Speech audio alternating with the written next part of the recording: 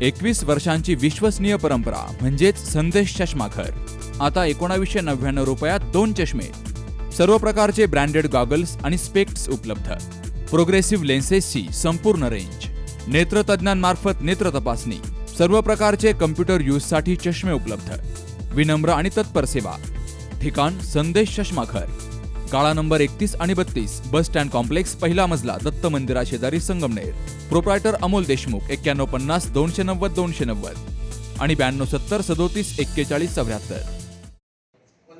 अकोलेमध्ये 36व्या रस्ता सुरक्षा सप्ताहानिमित्तानं विद्यार्थ्यांमध्ये जनजागृती केली गेली.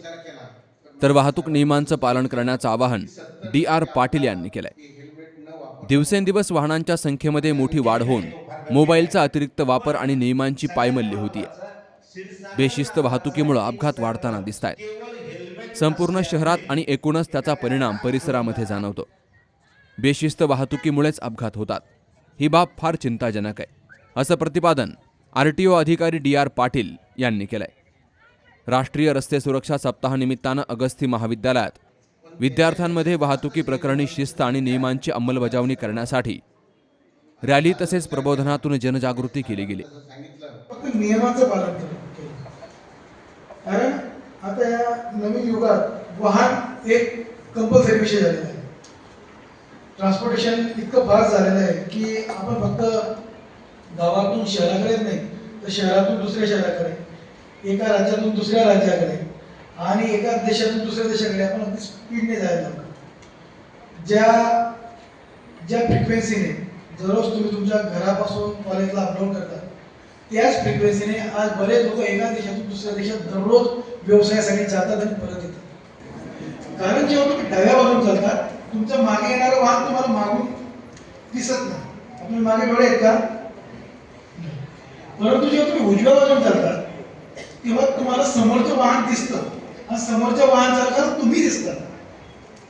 आपल्यातल्या बऱ्याच लोकांना हे माहित नाही की ऑन रोड पायी चालताना तो उजव्या बाजून चालला पाहिजे. आम्ही मागच्या वर्षी आमचं स्लोगन एक टेस्ट ठेवलं की वॉक ऑन राईट. भविष्यात जर कोणी तुमचे नातेवाईक पायी वारीला जात असतील, बरेच लोक आपले पंढरपूरला जातात माहित आहे, त्यांना घरातूनच सांगा की तुमची वारीचे जे चालू आहे ते उजव्या बाजूने करा, म्हणजे ते सुखरूप जातील आणि सुखरूप परत येतील. हा एक भाग झाला. दरवर्षी जर विचार केला तर अपघाताची मालिका ही थांबण्याऐवजी वाढत जाते आणि त्यासाठी आपल्याला वारंवार असा सप्ताह साजरा करावा लागतो किंवा प्रबोधन करावं लागतं.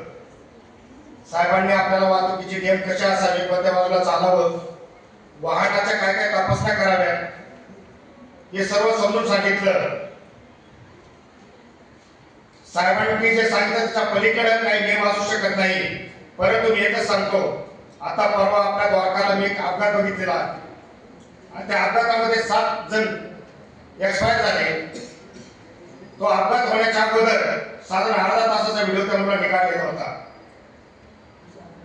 ती एक पिकअप गाडी होती. त्या पिकअप गाडीमध्ये ते जोरजोरात हसत खेळत चालले होते आणि फार जवळ त्या गाडीमध्ये बसलेल्या एकाला शंका आली का आपला ड्रायव्हर जास्त रॅश गाडी चालवतो. त्यांनी तिथे ती गाडी थांबवली आणि त्या ड्रायव्हरला सांगितलं, बाबा रॅश गाडी चालवू नको, तू जर अशीच रॅश गाडी चालवत असेल तर मी तुझ्या गाडीतून उतरतो.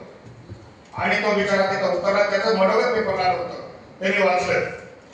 त्याच्यानंतर त्या ड्रायव्हरने ती रॅश ड्रायव्हिंग काही थांबवली नाही आणि एकदम देवदर्शनावर आले होते, हसत खेळत चालले होते आणि पुढे सळई भरून चाललेला ट्रक होता.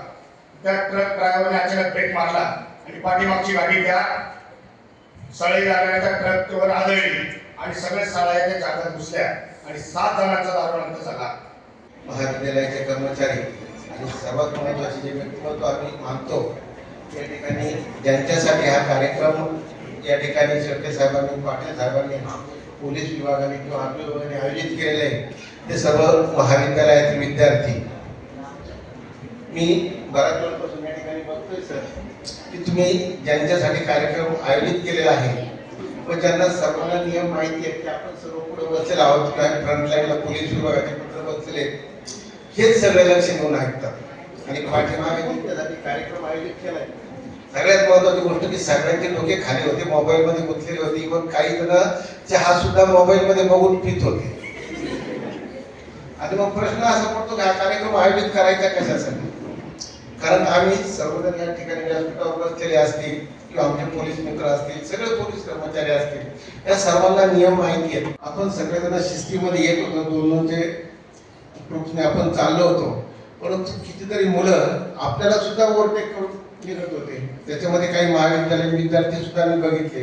इव्हन 3-3 मुलं, 4-4 मुलं सुद्धा किंवा 3-3, 4-4 सीटर मग आपल्याला ओव्हरटेक करून जात होते. आणि मग जर त्या सगळ्या गोष्टीचा विचार केला तर प्रत्येकाला जीव किती महत्वाचा आहे. घाई सर्वांना असते, घाई तुम्हाला आहे, घाई आम्हाला आहे.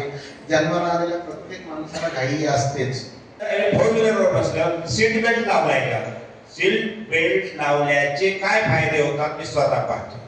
जर सीट बेल्ट लावला नाही लगेच झटका बसतो, स्टेरिंगवर डोकं आदळेल की काय असणार. ज्यावेळेला जग बसतो, समोरचा वेगात आहे, आपण वेगात आहे, किंवा झाडावर गाडी आदळते, साईडला देताना दगडावर आदळते, त्यावेळेला प्रचंड जर बसतो आणि त्यावेळेला नेमकं डोक्याला मार लागतो, रक्तस्राव होतो. त्यामुळे लगेच काही मदत मिळत नाही आणि माणूस दगावतो.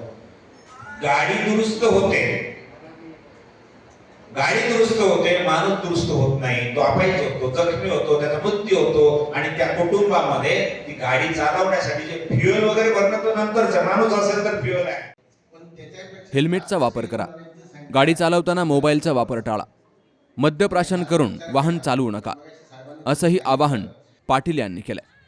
या रॅलीमध्ये तहसीलदार डॉक्टर सिद्धार्थ मोरे, आरटीओ विभागाचे सोमनाथ बोंकले, आर.बी. देशमुख, तसेच आरटीओ विभागाचे अधिकारी कर्मचारी, शहर पोलीस कर्मचारी, अगस्ती महाविद्यालयाचे विद्यार्थी मोठ्या संख्येनं सामील झाले.